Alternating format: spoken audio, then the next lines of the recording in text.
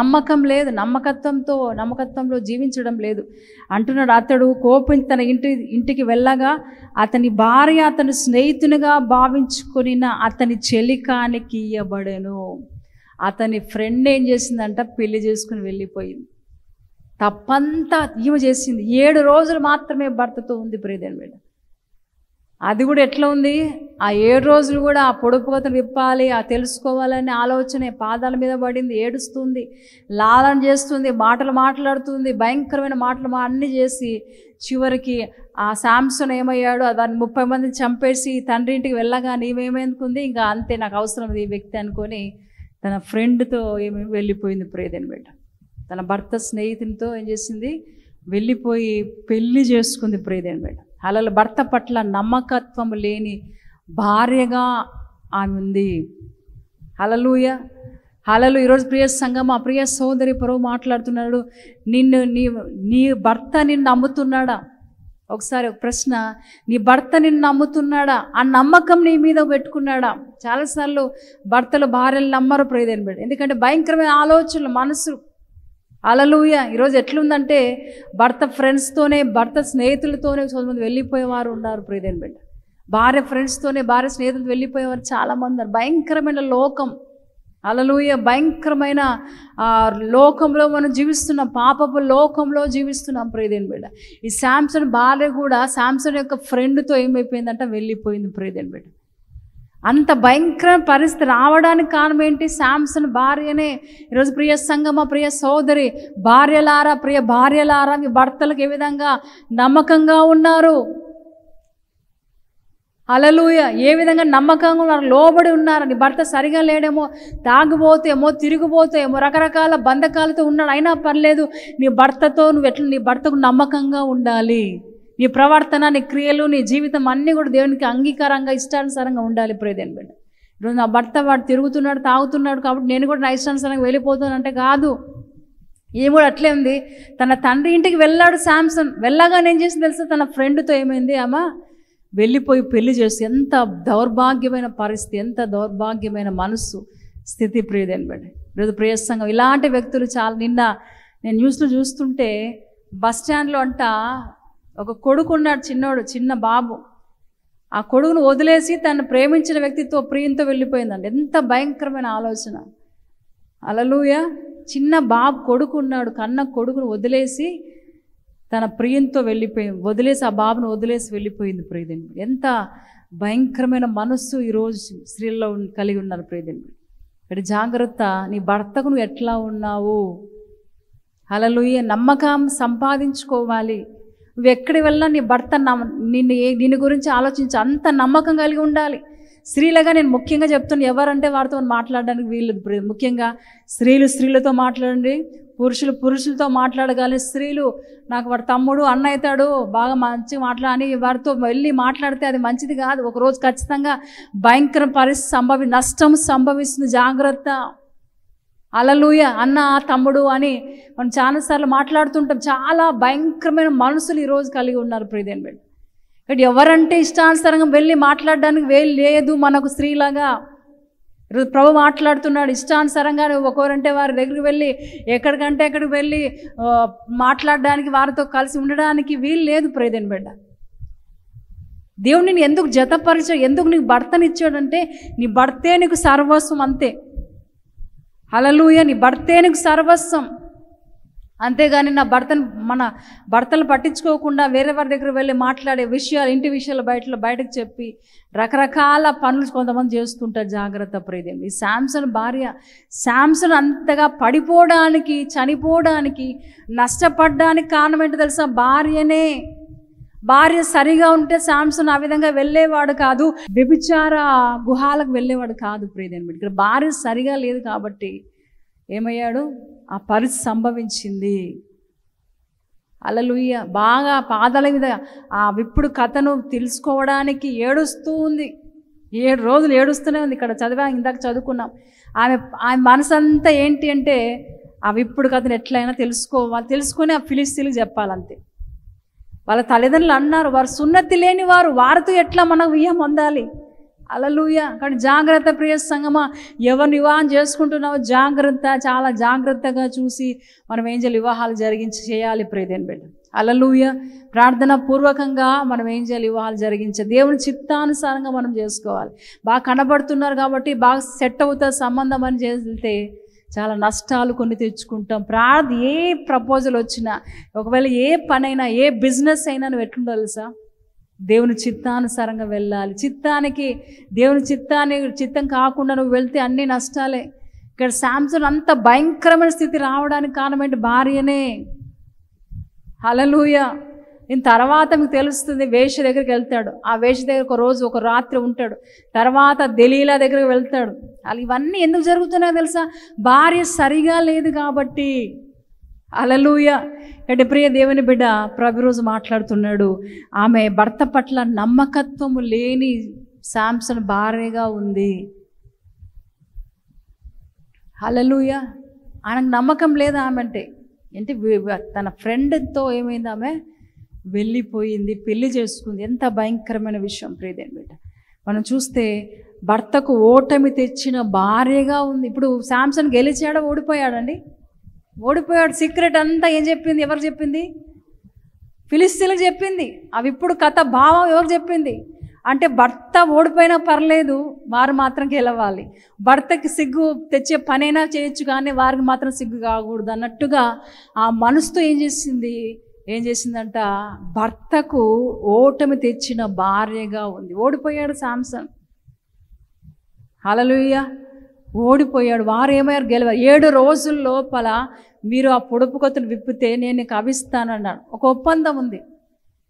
ఇప్పుడు ఈమెం చేయాలి, నా భర్త నాతో ఉండేవాడు, జీవితాంతం నాతో ఉండేవాడు కాబట్టి ఆయన మాట నేను వినాలి, ఆయన మాటలు లోబడాలి, ఆయన ఏం చెప్తే చేయాలని ఆలోచన లేదు. కానీ నేను నా తండ్రి ఎట్లుండాలి, ఉండాలి, బాగా ఉండాలి.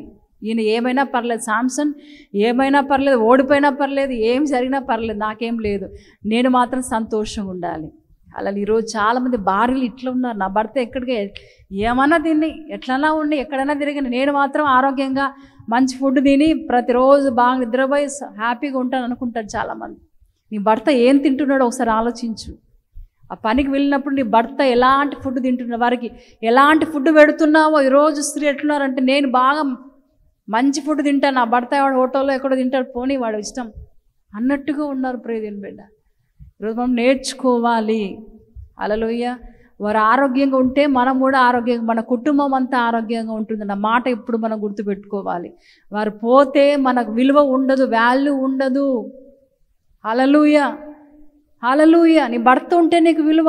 జాగ్రత్తగా గమనించండి, నీ భర్త ఉంటేనే నీకు విలువ ఇస్తా, లేకపోతే నీకు విలువ ఉండదు. హల్లెలూయా.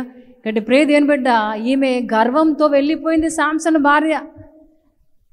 ఆ భర్త దగ్గరకు వెళ్ళి, అయ్యా నేను క్షమించు, ఇంత పని చేశాను, ఫిలిస్తీన్కి చెప్పి ఆ పొడుపు కథను చెప్పేసాను కాబట్టి నేను క్షమించయ్యా అని తిరిగి శాంసన్ దగ్గర వెళ్ళిపోయి ఉంటే శాంసన్ ఖచ్చితంగా క్షమించేవాడు ప్రియదేని బిడ్డ, క్షమించేవాడు.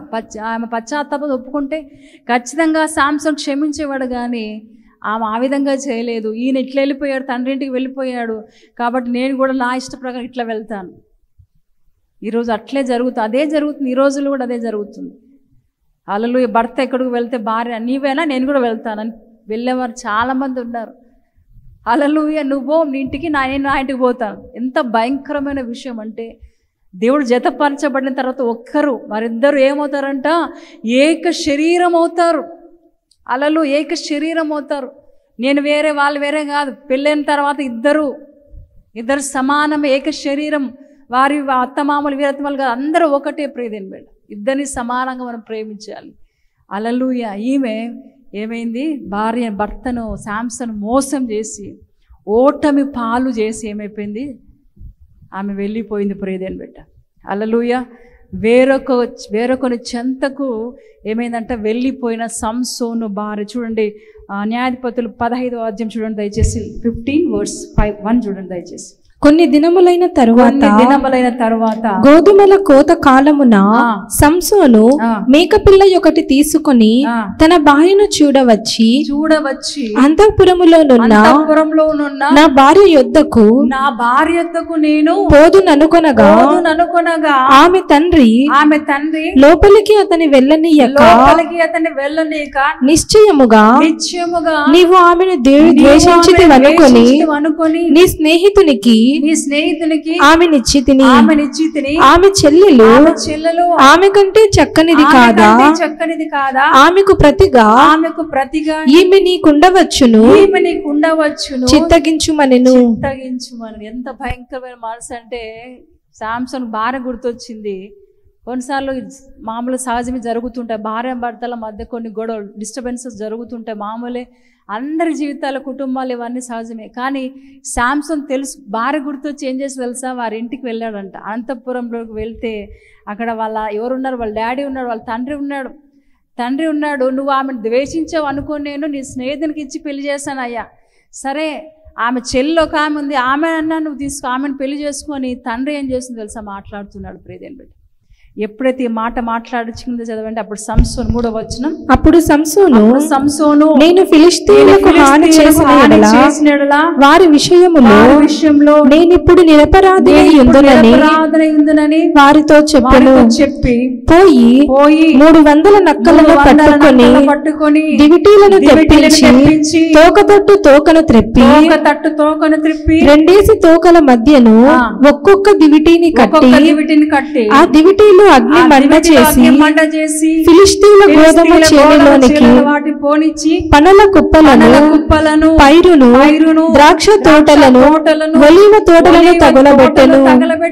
ఎంత కోపడుతున్నాడు అంటే ఆయన చెప్పే మాటలకు ఇంకా అవసరం లేదు నాకు. కానీ వెళ్ళి ఏం చేశాడు తెలుసా, ఇక్కడ మనం చదువుతున్నాం, దివిటీలలో చూడండి, పోయి 300 నక్కలను పట్టుకొని దివిటీలను తెప్పించి తోకను తిప్పి 2 తోకల మధ్యను ఒక్కొక్క దివిటీ కట్టి ఆ దివిటీలో అగ్ని మండ చేసి ఫిలిస్తీన్ల గోధుమ చేలలో వాటిని పోనిచ్చాను. ప్రియదేని బిడ్డ, కోపపడి ఇవన్నీ చేసి 300 నక్కలకి ఏం తెచ్చాడు, తోకలు కట్టి వాటి మధ్యలో ఏం చేశాడు, అగ్ని కట్టి తగలబెట్టి ఆ పొలంలోకి పనల్లోకి పంపించేశాడు. అలలు అవన్నీ ఏమైపోయాయంట, కాలిపోయాయి. ప్రియదేని బిడ్డ, చూడండి ఎంత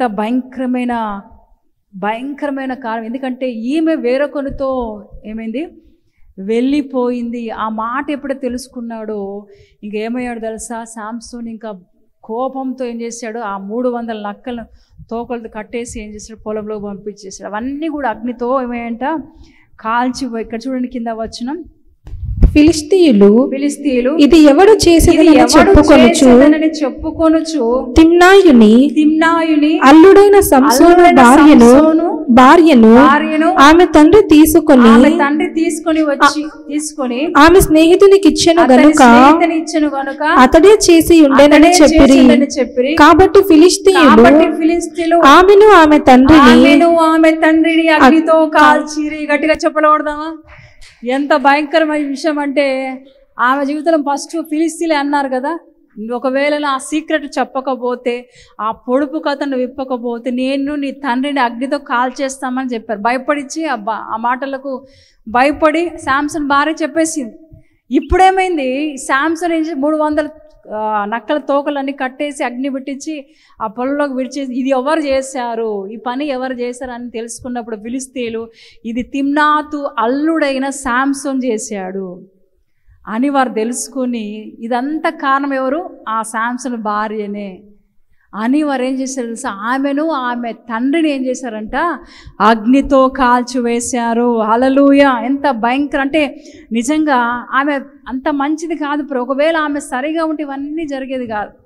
భర్త మాటకు లోబడి భర్తను గౌరవించి ఉంటే ఇవన్నీ జరిగేది కాదు. ఇవన్నీ జరగడానికి కారణము, ఇవన్నీ హంతకుడుగా లేక ఎంతోమంది చంపే హంతకుడుగా మారడానికి కారణం ఎవరు, ఆ శాంసన్ భార్యనే. హల్లెలూయా! ఎంత భయంకరమైన విషయం. అగ్ని చేత కాల్చబడిన సంసోను భార్య. హల్లెలూయా! 6వ వచనం మనం చూస్తే నిజంగా వారందరూ ఏమయ్యారంటే, అగ్ని చేత ఆమె తండ్రి తండ్రి తీసుకుని అతని స్నేహితునికి ఇచ్చెను గనుక అతడు చేసి ఉండెనని చెప్పిరి. కాబట్టి ఫిలిష్తీయులు ఆమెను ఆమె తండ్రిని అగ్నితో కాల్చిరి. హల్లెలూయా. ఏం చేశారంట?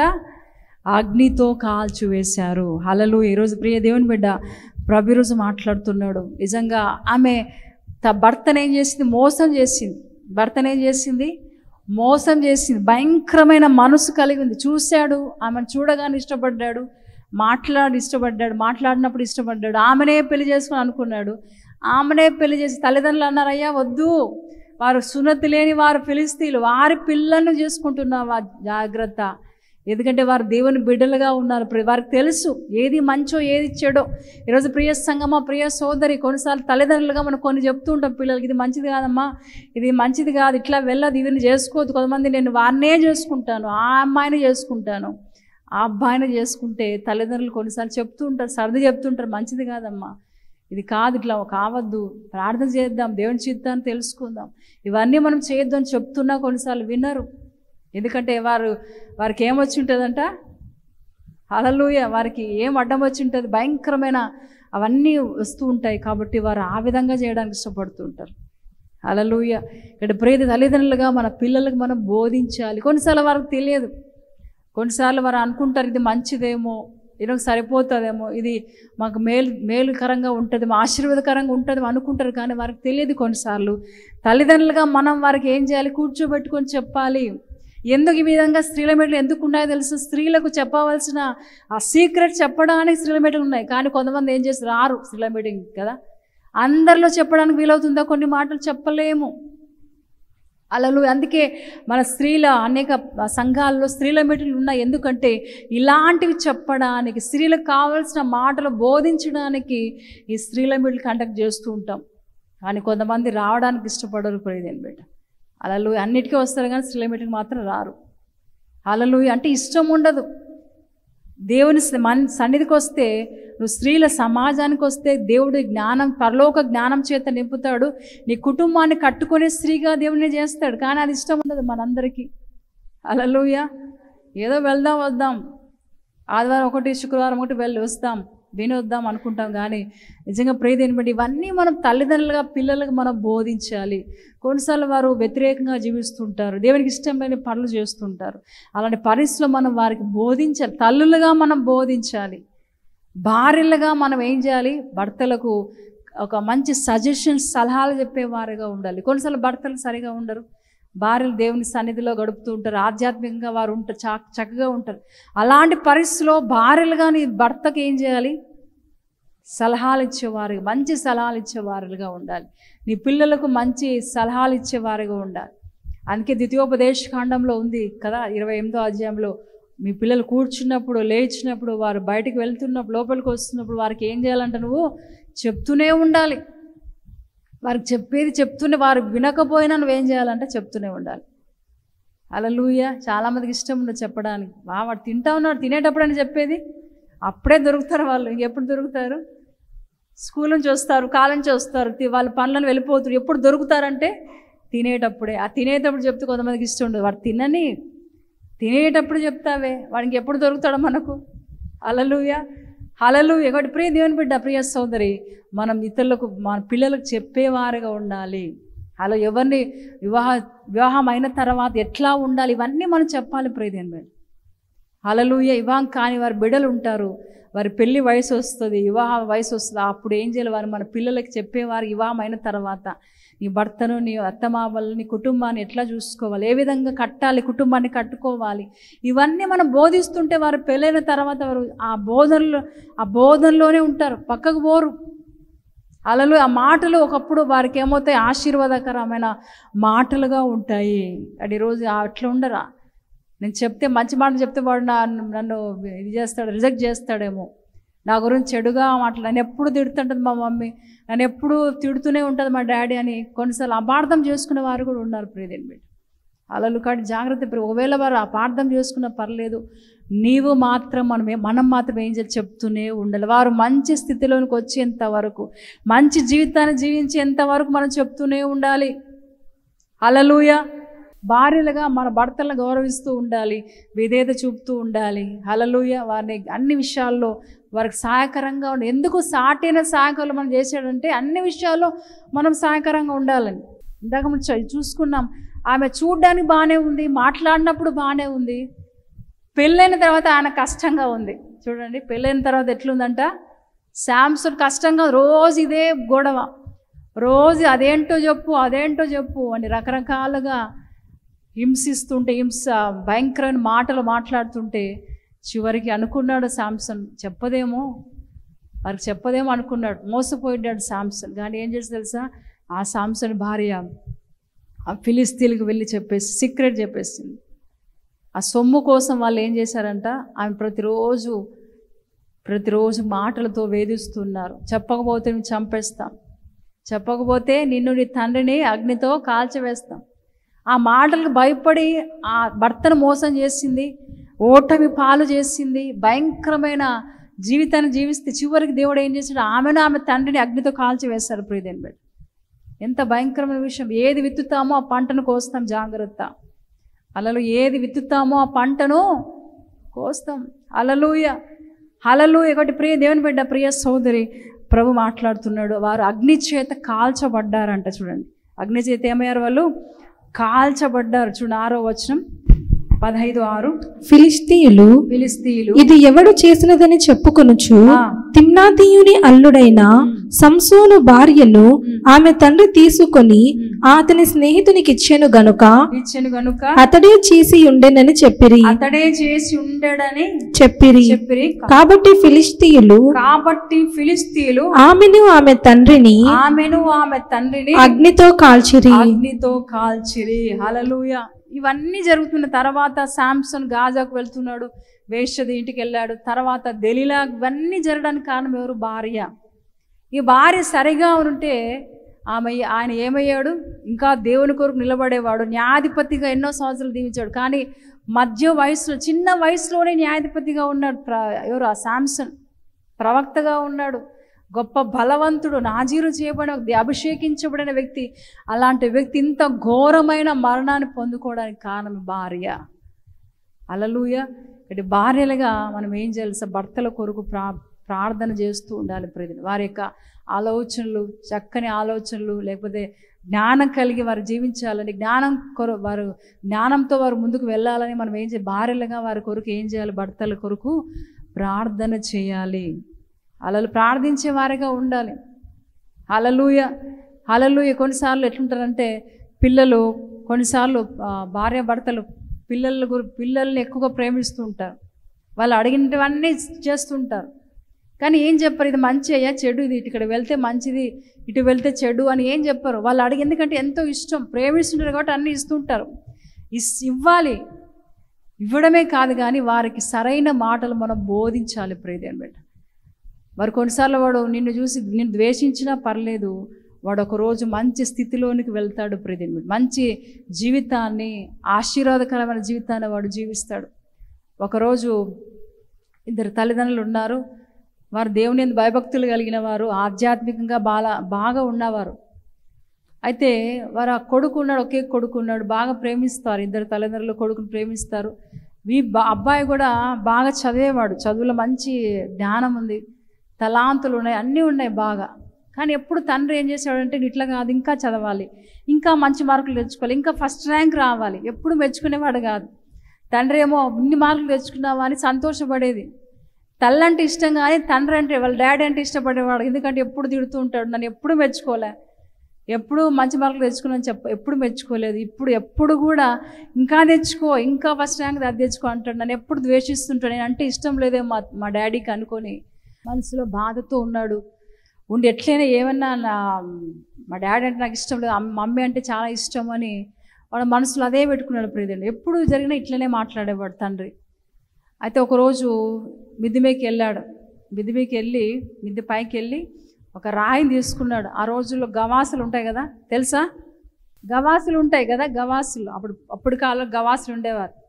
అయితే ఆ గవాసు మీద వెళ్ళి ఒక రాయి పట్టుకుని ఎట్లయినా మా డాడీని చంపేసి ఆ రాయితో కొట్టి చంపాలనుకున్నాడు.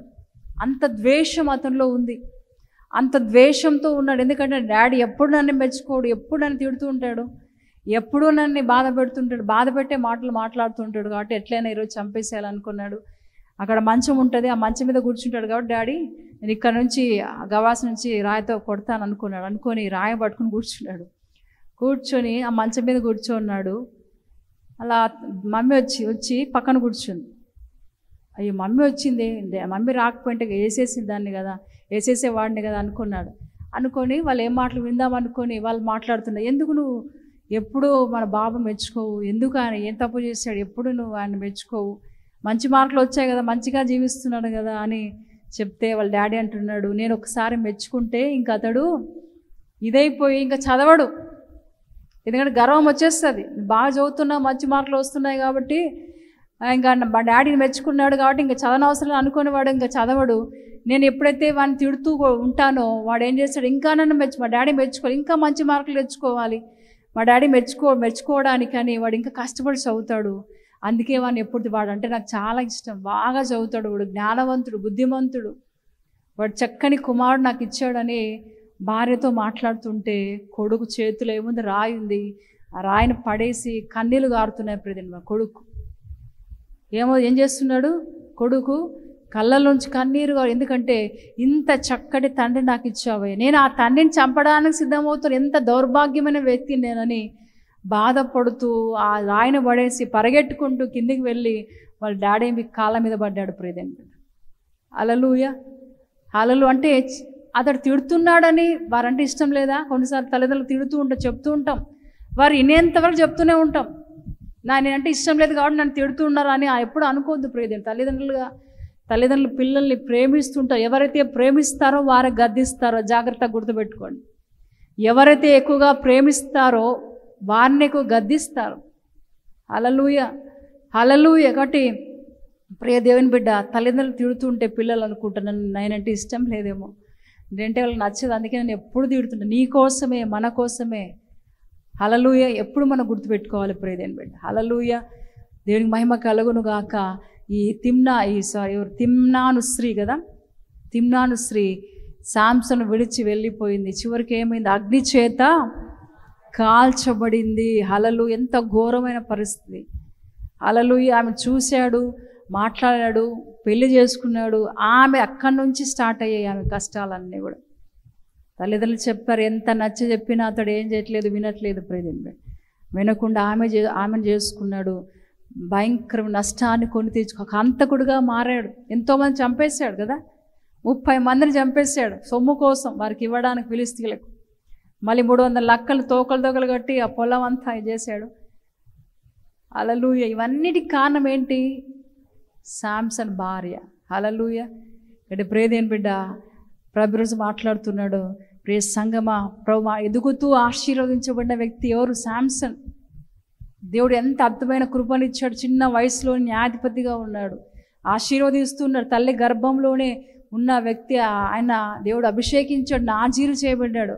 అతని వెంట్రుకలు క్షౌరం చేయలేదు, నాజీరు చేయబడిన వ్యక్తి, దేవునికి నాజీరు చేయబడిన వ్యక్తి, బలవంతుడుగా ఉన్నాడు. ప్రియదేవుని హల్లెలూయా. అలాంటి వ్యక్తి ఏమయ్యాడు తెలుసా, భయంకరమైన నాశనాన్ని కొని తెచ్చుకున్నాడు. ఆశీర్వాదం మొదటిగా ఎదుగుతూ ఆశీర్వదించబడిన రెండోదిగా ఆశీర్వాదం పొందుకున్న సాంసోను వివాహ విషయంలో ఏమయ్యాడంట, ప్రేరేపించబడ్డాడు, తనకు తాను ప్రేరేపించుకున్నాడు. ప్రేరేపించబడి ఏమయ్యాడు, పెళ్లి చేసుకున్నాడు. అక్కడి నుంచి అన్నీ కూడా నష్టాలు సంభవిస్తూనే ఉన్నాయి.